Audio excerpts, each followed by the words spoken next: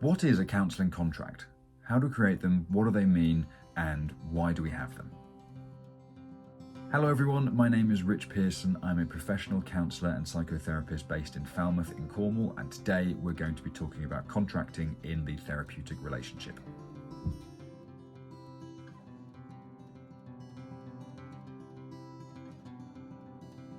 Contracting is something which we generally do right at the start of any new therapeutic relationship. So in the first session that we'd have with a new client, we would go through essential contracting things.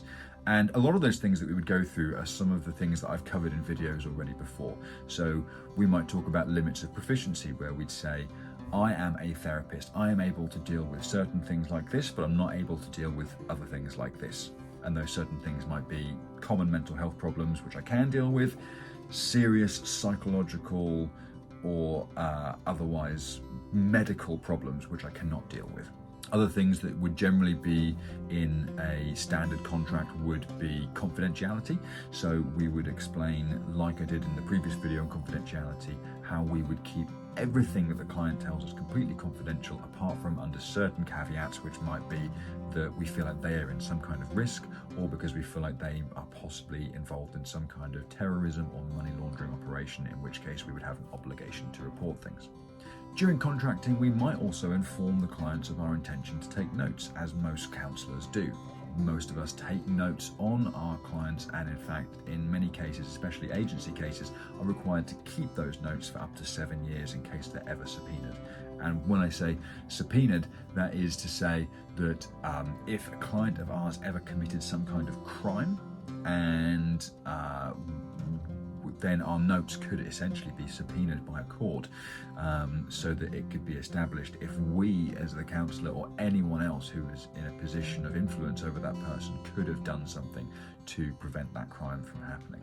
I have never heard of any counsellor who has ever had their notes subpoenaed by a court, but it's still important that we do keep those notes, so it's worth us mentioning it to the clients up front. Some of the other things we also talk about in contracting are generally time boundaries. It's usually worth us explaining to the client how long the sessions often are. Most counsellors these days will actually limit their sessions to 50 minutes, 50, rather than 60 minutes, 1 hour, because if you have a couple of clients back to back and you have them sort of on the hour, then you generally want, at least a 5-minute break to stretch your legs and go for a comfort break or anything else, and also some time to maybe make some notes as well. So it's generally handy that that doesn't run over. It's also worth us explaining to our clients the importance of showing up on time for exactly those same kind of reasons, because if a client shows up a little bit late, we can't just give them extra time because there's someone else coming soon after that. So yeah. Some of the other things that we might put into contracting might be that we agree both the client and the counsellor will show up sober to the sessions. Might sound silly. It's often worth putting into a contract.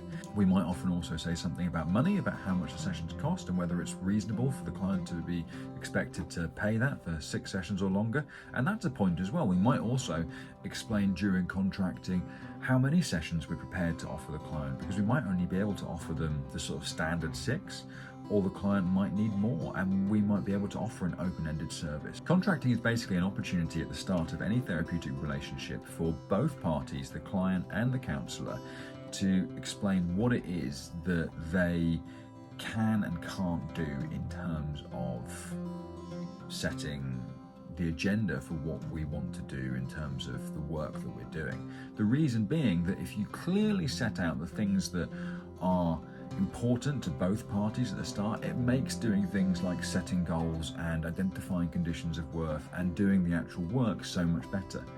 I remember once I had a therapist who continually showed up late, and it made it impossible to work with them. It really did. They were 10 minutes late to every session that I had, so much so that I often checked with them to say, am I showing up 10 minutes early? And I wasn't. And they were also relatively unapologetic about it, which made it really difficult to work with. And I couldn't focus on what we were trying to do. So it's really important if you are a good ethical counsellor, and it's also important if you're a good ethical client to be able to say, right, we're gonna agree to these rules in this contract and show up at the times when we can and pay on time and all of those kinds of things. Contracting is an opportunity to put anything up front that you are comfortable or uncomfortable about for either the client or the counsellor. I hope you've enjoyed this video on contracting, and I hope it's gone some way to explain how we use contracts in the therapeutic process. If you'd like more information about this or any other topics, please feel free to subscribe to my channel, and I will see you all tomorrow for the next video. Thanks very much.